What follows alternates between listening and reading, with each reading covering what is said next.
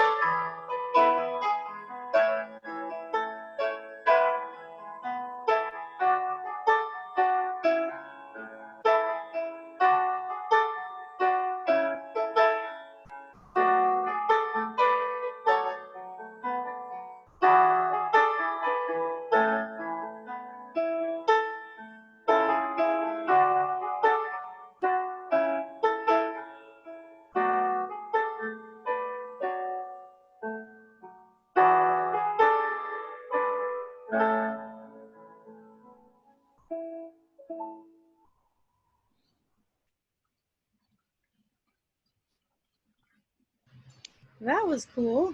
So Kent, how did you make all of those those little things? I think I saw you using a blowtorch. Yes. So is that like a plastic barrel? Is that what you had there? It is a feed barrel. It's food safe. That is food safe. And well, we began looking for something because my backyard is a swimming pool. It's not garden friendly. Okay. So we needed to go up. So I did some research and I found that these barrels, you can cut them. So we cut slots, measured all around the diameter and the circumference of the barrel, and put about, what was it, 25 different holes we end up with. No, 28. 24. Six times 4 is 24 holes. Plus the top. Yeah. So you got that much room for a variety of plants.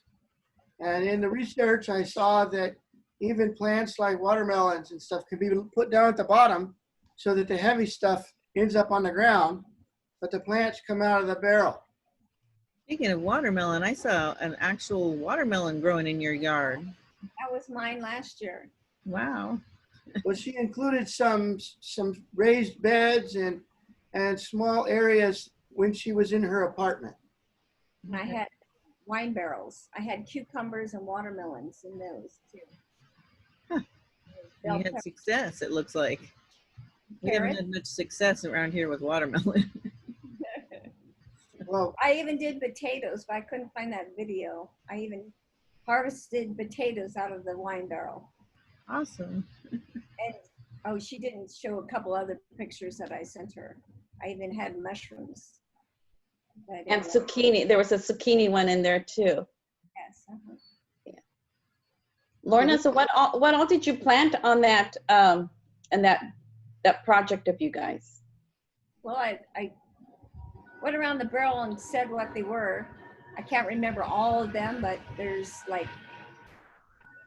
there's zucchini, jalapenos and another kind of pepper. Jalapenos. and basil, and we have a cucumber, And what was that melon? honeydew. Honeydew. We have a Yes. honeydew melon. Wow. Wow. And tomatoes, and we got the tree, and we got 6 all-in-one tree apples, 6 different apples on the tree, on the one tree, and it's called a horizontal gardening. That The you way it was spread out. Yeah. spread out. Did you get that at Costco? I think I saw something like that at Costco. And Well, No, we got this out of the nursery. There's actually a name for that type of a tree, espalier. An espalier tree is flat vertical. what is it called again? Espalier, Exfoliator? espalier tree. Okay. Found that on the internet, and the limbs are trained to grow outward, so you can attach them to a fence. Do we have a picture of that?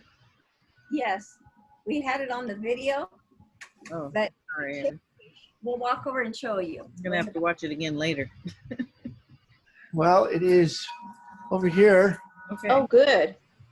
We're on the move. Yeah, we're on the move. Yeah. It's You can see live. it. We're live. You can see as we move around the backyard that there's not much of a garden environment. Oh, there it is. Hey, Has kind some of pretty. apples. And we made a goal post, 2 on each side and 1 across, and wiring. And I don't know if you can see the wire to match the pot that we put it in. We didn't put it in the ground because it's a rocks, but we got the vines so they will grow that way, and it goes 8 to 12 feet. Oh, okay. 6 different kinds of apples. I hear some bells ringing back there. Now we have Little shines. All right. Well, what's really been fun is having the Hammons tune in, and they've gotten me motivated because I think that some of what we're doing here with the gardening might have gotten them a little motivated too. So we're kind of motivating each other to do this. It's an opportunity. I haven't been a garden person. Usually my green thumb has been the result of paint. Well, No, I paint. well, you've definitely put your shop talents to use, and that's pretty cool. That's right. Kent, I had a question about your drum. The black piping with all the holes in it, is that where you water in order to water all the plants in that drum? No, that's a compost tube. Oh. Put all your food scraps and cuttings or whatever inside the top of that tube. And then the worms inside. You didn't Break show it up. this worm video. No, I didn't. There was a worm video, you're right, where he put the pitchfork in the ground. How much do you think that cost you to build, Kent? They're probably $50. Do you still have the drum in your backyard? The picture. I got 2 of them. If we go over there again, I got one ready for some seeds that we haven't sprouted yet. Well, We got a late start with this. But as if you can see, this is right the here. one Yeah. for the next planting. You put these in there to keep them apart after you torch it. I can't really hear Lorna. she said that we put those in there to hold the shape because we found, since this one doesn't have dirt in it, when the hot 100-degree temperatures came through, the plastic got so hot that it started closing them up. Oh, wow. Mm. Okay. But then this this planted one, I don't know if And this is where you open up. Are you seeing this? Yeah, we can see it. And that's the hole that you put your scraps in with the worms. And Wow. there's ash So bucket. last week or a couple weeks ago, we did composting, and so you've taken the 2 concepts and put them together. Yes, that's what we did. So we're learning from each other. That's right. Rain is when you find your worms, you can get your own worms. Oh, Watched a video how to do it, and Kim went out and he took a pitchfork right after a rain. You put it in your ground and your grass, and you wiggle it back and forth, and they think it's an earthquake, so they come running. and you just start harvesting your worms. And he did that in our front yard. And what we do you did put in the grass? a pitchfork. Pitchfork, and then you do what with it? You wiggle it back and forth. Say you watered your lawn. Yeah. Right after that, they think it's raining. So you put Okay. your pitchfork in there and you just wiggle it back and forth, and the ground moves. And they start popping up. They want to come out. So you grab Wow. put it in your compost. See? Oh, there's the Put your pitchfork in the ground and you just wiggle it back and forth, Oh, I'm and it produces worms. How fast do they come up? And he found one. We just have to have patience. Takes a couple minutes, they say. They also come out of the ground when it rains because not of the water, but because of the pounding vibration. I never knew that. That's awesome. Cool. I learned something today. I'm gonna have Me to go too. try that. Me So too. water the lawn, just right after you water the lawn, put a pitchfork in your watered ground or whatever, and then wiggle it, and the worms come to the surface, and you can pick them up. Amazing. Wow. I'm gonna have to do that with the kids. They're gonna think that's really cool. I have to give that a try. Yeah, we did it, and it wasn't even raining that day. We just did it to try it. So we need to get one. That's cool. Yeah. You guys got anything else or anything else there from the Hammons family to show us? We have our peach tree. Okay. Apple tree. This is our peach tree we planted in the tops of the barrel. We use them as planters, Ken, the show us the barrel. What's Show us that? the barrel. Show us the barrel. over there with the Oh, yeah. our tomato plants. We got 2. Can you see it? Yes. Is that the right angle? Yes. And then we have 2 over here. This is cantaloupe. Can you see this? Cantaloupe down. Oh, yeah. There you go. Cantaloupe. And these are our bell peppers. Nice. And that's the cap to the barrels. Yes. Yes. And over here, these are little seedlings. Can you see this? This is our greenhouse. Can you see the seedlings coming up Move it Right. down a little bit. There you go. Okay. here? Yes. This is beets, the 2 little ones. And we had where'd the other one? This one didn't make it. It kind of deteriorated, but I planted lettuce and it's the wrong time of the season. But what I did is I had these drawers that you have those drawers, those plastic. I had extra. You see? Can you see this? And I made a hothouse. I planted the seeds and put the cap A on little it. greenhouse. So it's Yeah. a little hothouse, and Yep. greenhouse is what. And so that protects them. And it's been so hot this week, you know, trying to keep everything alive. So we had fun. Well, that's awesome. Thank you so much for sharing. Thank We're gonna have to you. move along because we have more things to show the people. Really appreciate you, Kent and Lorna, sharing what you've got. And congratulations, Kent and Lorna are newlyweds. Yay. So, Bravo. they're building their life together. And we are glad to have them with us. Happy for them. All right. So as I said before, I am sort of the builder for the family. And my father was a carpenter, a master craftsman, and I sometimes think I am, but I am not. And but I try things, and so you'll see a little bit of some of the things that I built here to help Nettie have a garden. Welcome back to Gardening Friends. Today we are talking about gardening in small spaces, and I just wanted to tell you a little bit about the history of our house. I used to think that you had to have a big garden spot. I was raised on a farm. We had plenty of space. We had a big field that my dad tilled, and my mom planted row after row of corn and things like that. And it was in my mind that you cannot have a garden unless you have a big space in open sun. But I've learned quite differently from that. So when Nettie, my daughter, was about 10 or 12 years old, she asked me, Mama, I really want to have a garden. Where can we do that? And I was really stumped because we bought this house for the trees and for the shade.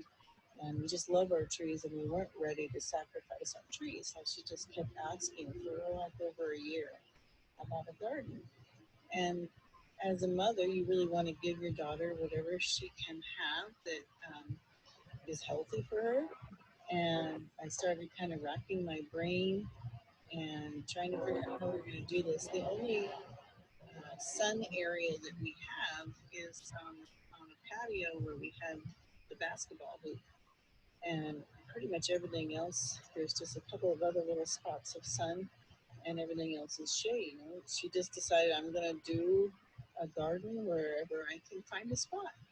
And I'm going to show you a little bit around what we've done here. And she's managed to find quite a few ways to have her little garden area. Almost everything is in pots. We do have some raised bed areas. And they are very strategically placed in whatever sun spot we can find. So I'm going to show you around. What you see here is Nettie's main garden area. And as you might notice, it's right on top of the concrete. So she has pots that are growing, but what I wanted you to see is the raised bed that we made using the blocks that you can get at Home Depot. It was super, super easy, much easier than building your own raised bed. You just buy these blocks that are about $2.50 each, and we used 8 of them here, and get boards that are, I think that's 1 by 6, but you can get whatever size that you want and just slide them in there, and that was it. It was done in like 10 minutes. Super easy. Right here is Nettie's mango tree. It's in a pot, and we're excited because this year there's little baby mangoes growing. We'll see how long they survive. Hopefully we can get a few out of them. Down here, this is mint growing in a cement mixing tub that you can get at Home Depot. And I'm not necessarily promoting Home Depot here, but there are some tools at Home Depot that you can use. And this is just one of those $7 mixing tub things that you can mix concrete in. And she has lemongrass growing in a pot.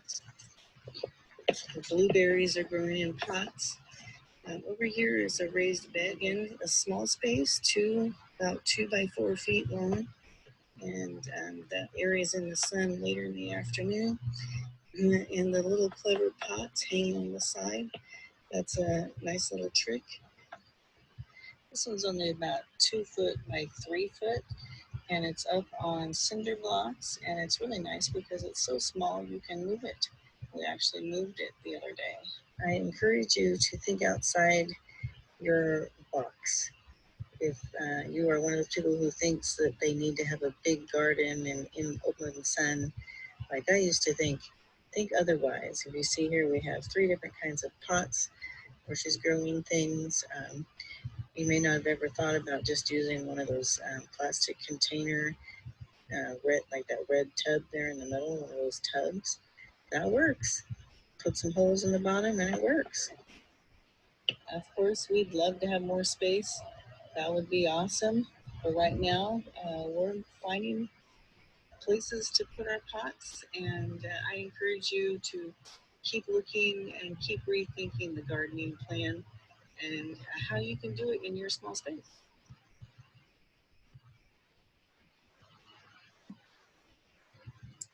So that's a preview of what we've got going here. Let's see, can you see me? No. As it turns out, we had more sun what's happening? than I thought we did. And we, Nettie has been able to make do with what we have. Okay. All right, can you see me and hear me? Yes. Are we all back? Okay. Yeah. So I, last week when we tuned out, as everybody was saying goodbye, some people stayed on. And I discovered, and I see Sandy just joined us, that Sandy was with a group of people at somebody's house. And she was up at John and Kirsten house up in Sacramento. And I saw several familiar faces, including Pastor Nil. And I also saw, I talked with Ostap, and this is all through Zoom after the meeting. And Ostap made a video for us. And Ostap is the founder of a ministry that builds things, Project Restore. And they go to like different summer camps and they do things to help fix up the summer camp. He leads mission trips to other countries and stuff. So he has some building ability. Didn't know him real well before this, but he made a video for us, and I'm hoping I can get it to go here. Hi everyone, just a quick video here from sunny Citrus Heights near Sacramento. Wanted to share with you a little gardening activities that have been going on and some of the tips and tricks that I have been able to find in a tight space. We don't have too much open space here with the landscaping the way it was set up, But I did find a couple little spots here to plant some tomatoes. And so I got these planted here. And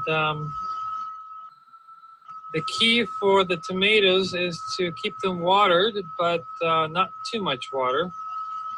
I have something here called the Indian clay, or others will call it hard pan. And so I have a problem with drainage. I have installed a few things here to provide some extra drainage, but it's not.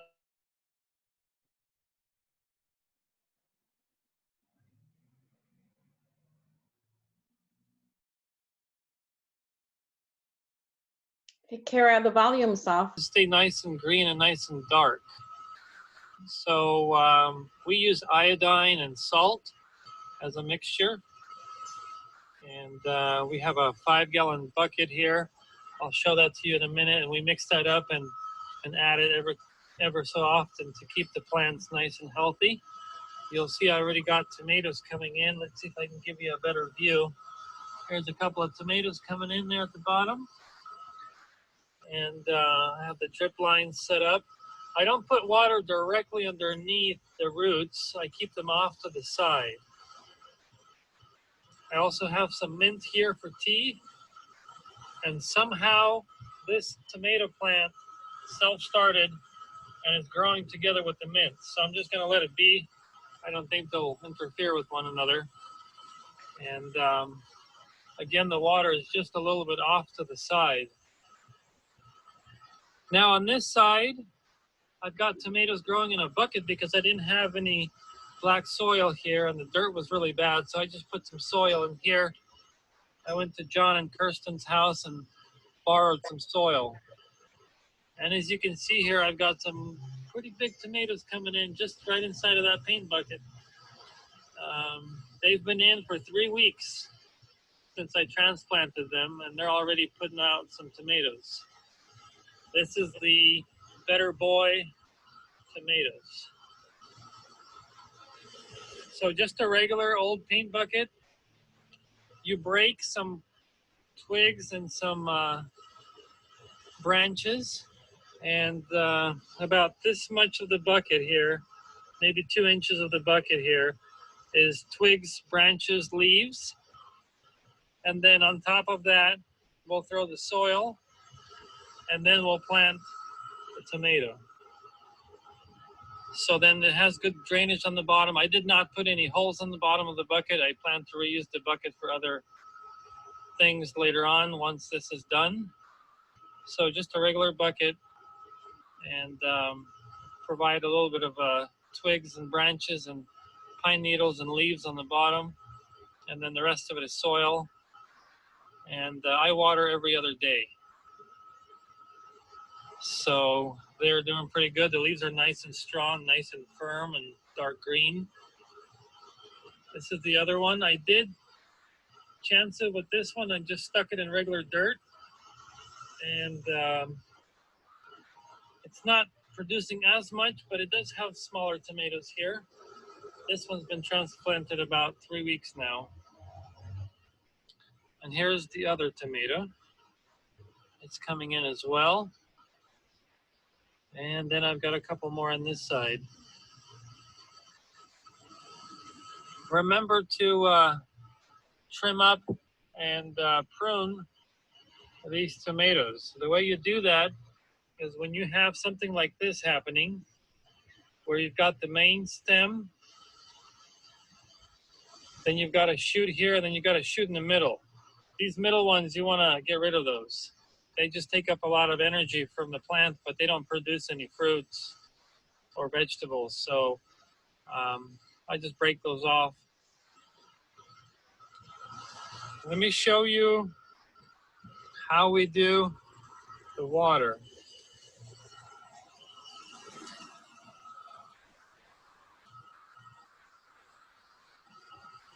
So you can see it's getting kind of funky in there. What we did with this is iodine, salt, and a little bit of yeast. And then we just let it kind of sit and marinate a little bit. And then when you put that under the plant, it really takes off. It really gives the plant a lot of strength and energy to grow. And it just a simple solution, no chemicals, it's all organic. Salt, iodine, and yeast. You just really need a little bit.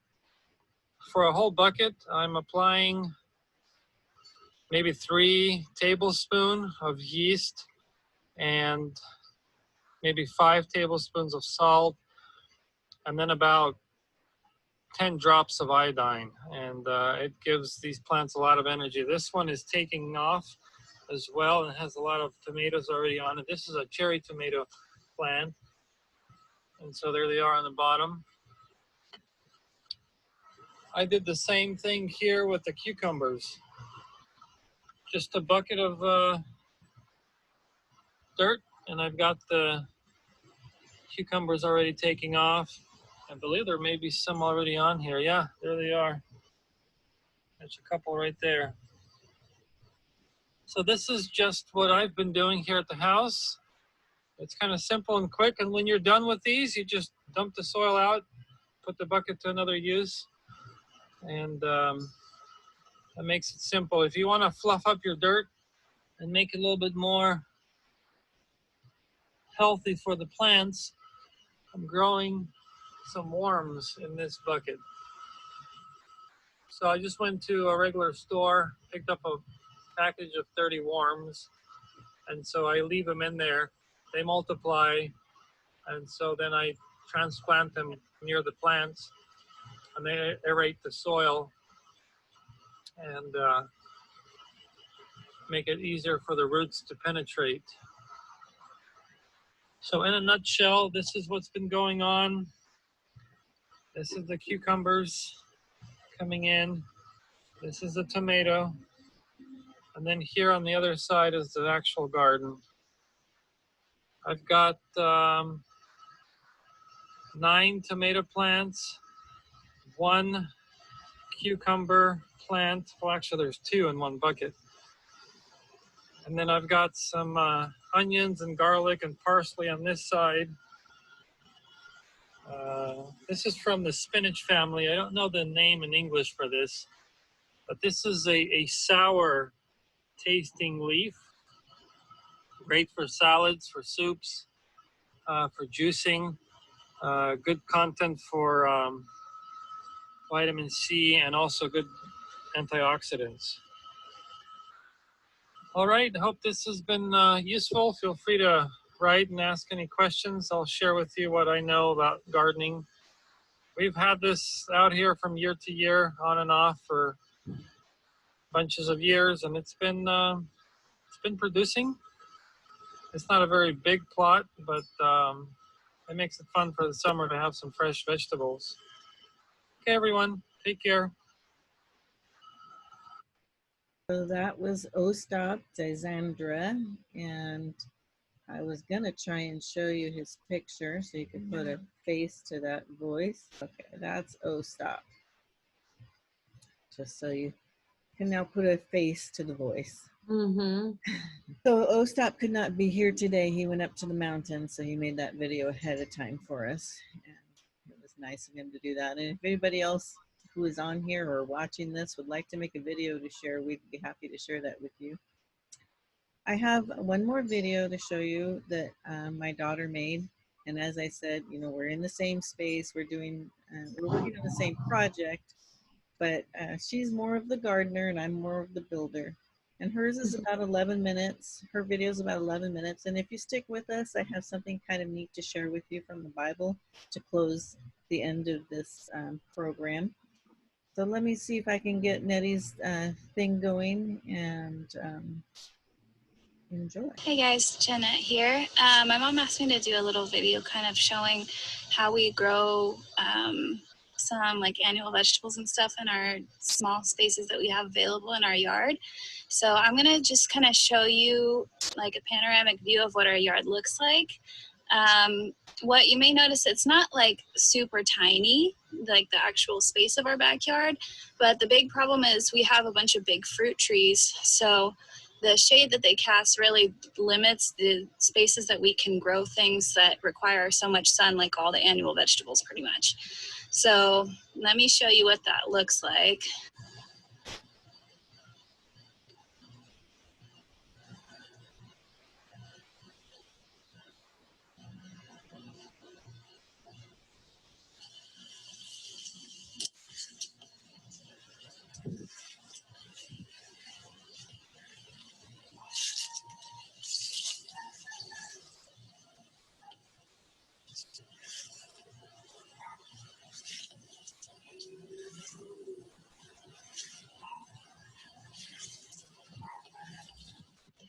So this area right here is kind of like my little fruit tree alley. I have a lot of little baby trees in pots. It's not really an ideal situation because I would rather not have them sitting in pots for a long period of time. But since they are my trees and I'm gonna wanna grow them when I get my own house, right now they're just sitting in their little pots. So I've got a bunch of apple trees, got some stone fruit trees like apricots, and then here's the rest of them over here.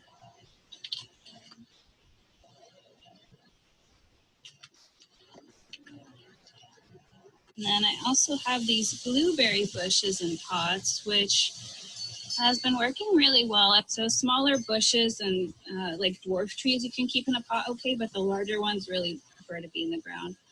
So I've had this raised bed for a while, but something new I tried this year is to grow cucumbers in pots going up this trellis. And it's actually working really well. I've been kind of scared because I thought cucumbers and like melons and stuff would need a lot bigger space in the ground. I've got lots of flowers. I know it's kind of weird lighting. Lots of flowers. There's actually a little female flower right here that I'm going to try to pollinate right now. So here's my other cucumber pot that I have. This one I actually planted 4 plants in this big container. And I actually have a little cucumber growing. So that's really exciting. I've had really bad luck with cucumbers in the past, like I couldn't even get them to sprout. So this is really exciting, but it's kind of just trailing off everywhere, but I don't mind that. The other thing that I'm really excited about this year, up until now, I've only been able to grow tomatoes in pots, but I figured out a way to make like a little space in the ground over here that actually gets really good sun. And I planted 1, 2, 3 tomatoes in the ground, kind of like in an L shape, so I can still get to them, and they are going crazy. I don't know if you can see that well, but that one's like almost as tall as me already. This is my one tomato that I have in a pot right here. And as you can see, it's still doing really well. It's just not getting as big as quickly as the ones in the ground, which is gonna be expected. But there's a little tomato I just noticed right there. Right here, I have some Yukon Gold potatoes that I put in this really large container. This container is the same size as the one I have the 4 cucumber plants in. And they've gotten a little beaten up, but I think they're almost ready to be harvested pretty soon. And then something else I'm doing this year is I'm gonna grow some squash in containers. So I have 1 squash plant that survived. And then unfortunately, the snails really ate the rest of them. So I have some new starts in the greenhouse that I'm going to try to start over with. Something else that I've done in this container, I'm going to see if it works. I've put bamboo poles around the edges, and then I planted some pole bean seeds. So I'm hoping that the pole bean seeds will kind of grow up the little teepee and create some shade for the squash when it gets really hot during the daytime. My only issue is that the slugs like to eat those too. So wish me luck. Pray for my poor little baby plants that the slugs don't eat all of them. This little plant right here sprouted up itself in my squash container, and I'm letting it grow. You've probably all seen it in your backyards or in someone else's backyard at some point, but this is actually purslane. It's an edible wild green, and it's one of the few vegetables that are high in omega-3. So before you tear it out, maybe give it a try in your salad, or you can saute it. And it's really great because it's going to grow for you without any extra effort. It doesn't require a lot of water. So yeah, I just wanted to point that out. And then here's one of my raised beds. There's a bunch of kale here in the corner, but you can't even see it because the 2 calendula plants that I have are absolutely like overrunning this whole bed.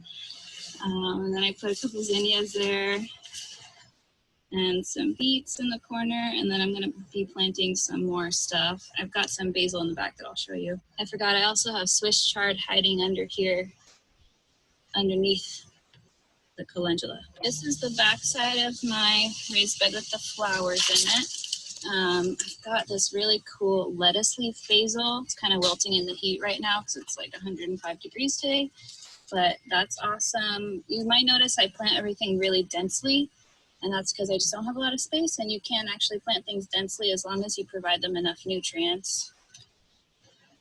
And here's my little mango tree that I have in a container. He and I have been through some stuff. He's been really sick at times, but it looks like he's got some baby mangoes on him this year. We'll see how many of them make it.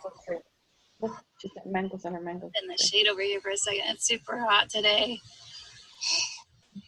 One more thing I wanted to mention is that I'm going to try to grow sweet potatoes this year in pots. So my mom found these for me at Target. I've been looking for tubs like these because they're huge and they're way cheaper than buying like a big pot.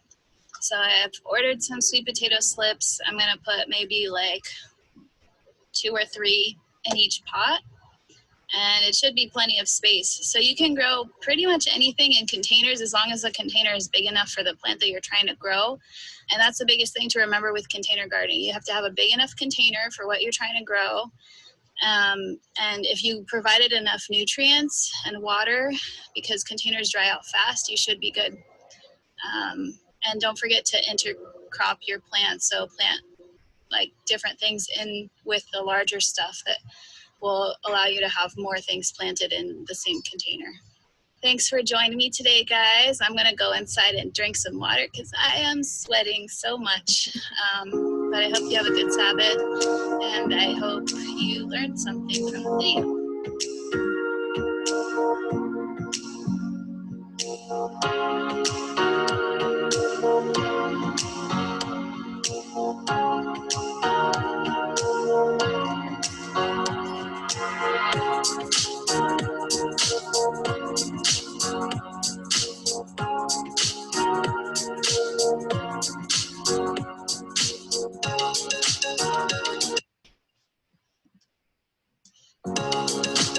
So you have seen our yard.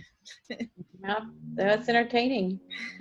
Did you know that there were male and female flowers? I mean, I knew there were male and female trees, but I didn't know there were male and female flowers. How did she know that was a female? You can tell because there's actually a little cucumber underneath the flower. So Okay, so if it produces, male- then it's a female? I'm sorry? If it produces, then it's a female? Yes. And the interesting thing is that you can just see God in all of nature. But the interesting thing of this is that the male flowers come on first, and then the females come on when they start to sense. Then the bees pollinate them, and they make babies, and it's just really quite incredible. When the more you learn about nature, the more incredible it is. So. Now, I heard your daughter was buying potato starts or something like that. Yeah. Sweet potato. Could Yeah. you just take a sweet potato from the store and wait till it eyes, and then you throw the eyes in the dirt? I think that she has tried that and wasn't very successful with it. She said you really have to have them, they have to really be well sprouted and have a good root system before you can just put them in the ground. although with the potatoes, the regular potatoes, she did do that, and that's what you saw in the big pots that are already grown. How do you know when the potatoes are done? I think when they kind of flop over like they are, that's why she said she thinks they're almost ready. This is the first time we're making them.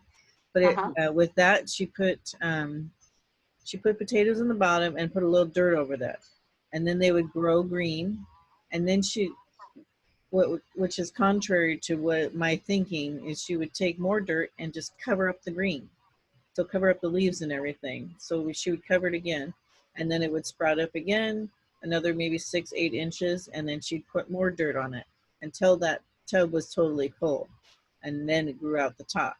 So she just kept covering up the green and filling it up until it got full. So did you find that you had layers of potatoes when you did that, as if it's made starch? We don't know yet. We'll be finding out here shortly. We'll have to make sure we make a video of that one. Yeah, I was gonna say. Now that big fluffy ball thing, that flour, was that an onion flour? It's a garlic. Garlic. The lady that lived here before actually had, she's the one that planted all these fruit trees, and we have garlic springing up kind of everywhere, so she must have been into garlic too.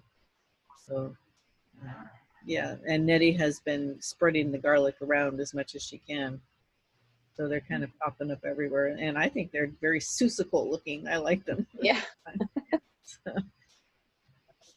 So to close our little program here today, I wanted to share with something that I have found to be really cool, and I didn't really notice it until this week. So I wanted to share with you, did you know that the Bible starts and ends with a garden?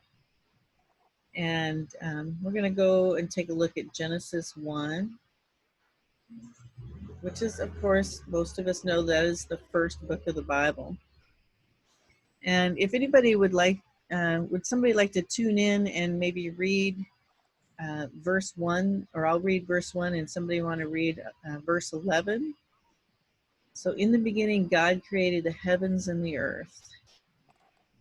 Lilia, can you read verse 11? Sure. Then God said, let the earth bring forth grass, the herb that yields seed, and the fruit tree that yields fruit according to its kind, whose seed is in itself on the earth, and it was so. And the earth brought forth grass, and the herbs that yields seeds according to its kind, and the tree that yields fruit, whose seeds it is in itself according to its kind. And God saw that it was good. So the evening and the morning were the third day of creation. And I just think, God, he gave us all of these wonderful fruits and trees and everything for our benefit. And then we jump to the very, very end of the Bible, and we see another description of another garden. So God put Adam and Eve in the most beautiful garden. I'm sure that garden in Eden was probably absolutely magnificent, something that we could not even fathom how beautiful it was. And then God is creating another garden for us, and I'm looking forward to seeing this garden. In Revelation 22, and he showed me a pure river of water of life, clear as crystal, proceeding from the throne of God and of the Lamb. And then in the middle of its street, and on either side of the river, was the tree of life, which bore 12 fruits, each tree yielding its fruit every month. The leaves of the trees were for the healing of the nations. Boy, we could use some healing of the nations right now.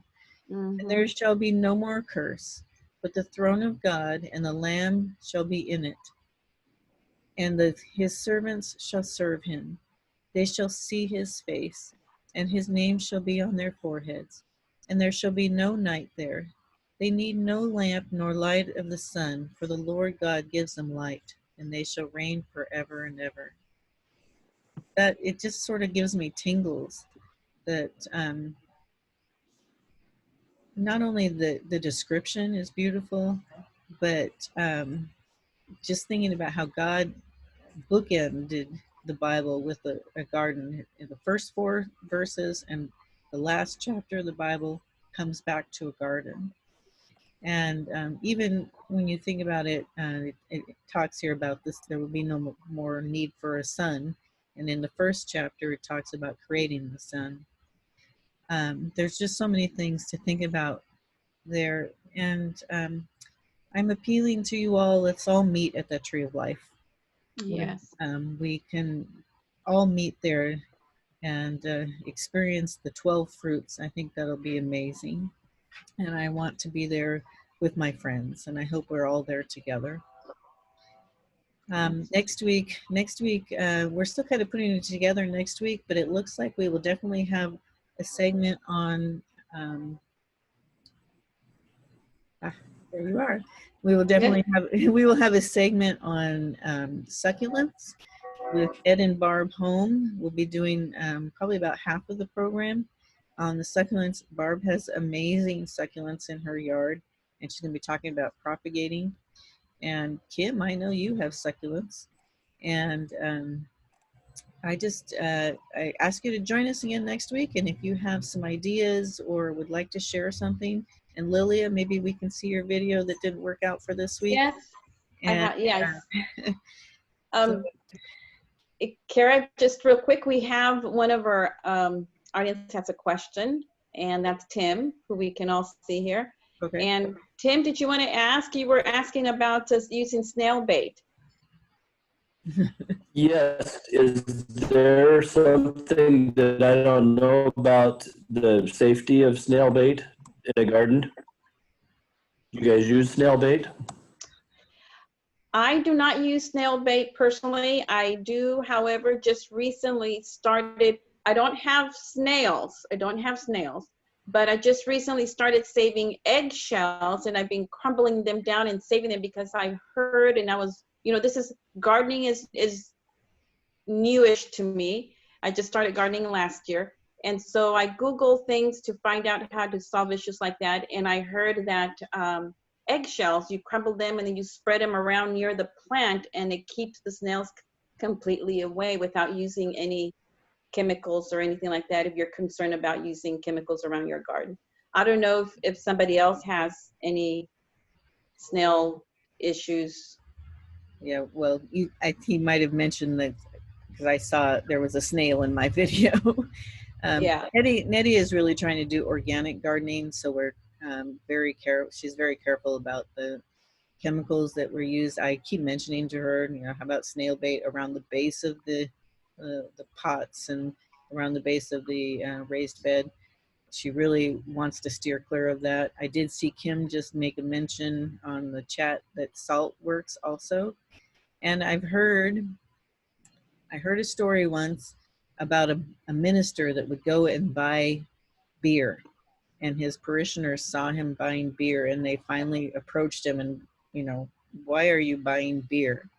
And it turns out he was buying beer to put in little tubs around his garden because the snails would crawl in and then they wouldn't be able to crawl out. So They get drunk. So I'm not promoting that you go out and buy beer, but Yeah. there are several ways that you can handle snails.